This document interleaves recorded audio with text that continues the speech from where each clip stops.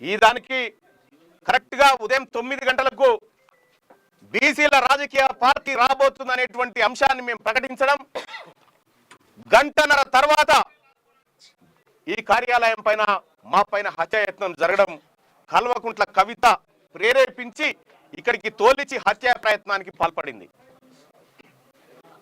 ఇవాళ బీసీల పైన దాడులు చేస్తే, తీన్మార్ మల్లన్నను హతమారిస్తే బీసీ ఉద్యమం ఆగిపోతుంది అని కల్వకుంట్ల కవిత గారు భ్రమపడుతున్నారేమో.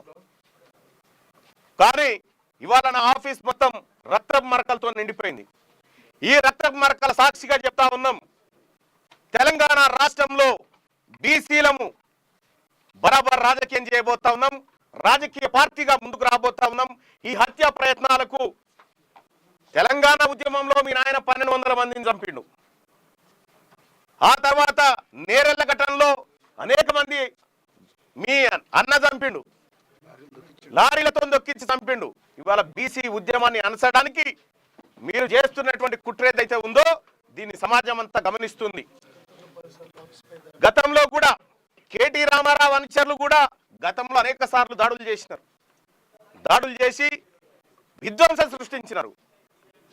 దాదాపుగా 60-70 సార్లు నా మీద కేసులు పెడితే ఏ ఒక్క రోజు కూడా తీన్మార్ మల్లన్న కానీ మా ఆఫీస్ సిబ్బంది కానీ ఎవరిపైన ఒక చేయి వేసిన పాపాన పోలేదు. మేమంత సామరస్యంతో ఉన్నాం. కానీ వాళ్ళ కల్వకుంట్ల కవిత గారు ఈ రకమైనటువంటి హత్యా ప్రయత్నాలకు కూడా స్కెచ్లు వేస్తారన్న విషయం ఇయాలనే అర్థమవుతా ఉంది. ఖచ్చితంగా తెలంగాణ రాష్ట్ర వ్యాప్తంగా బీసీలంతా ఎక్కడికక్కడ కల్వకుంట్ల కవిత దిష్టి బొమ్మలు నలగబెడతా ఉన్నారు.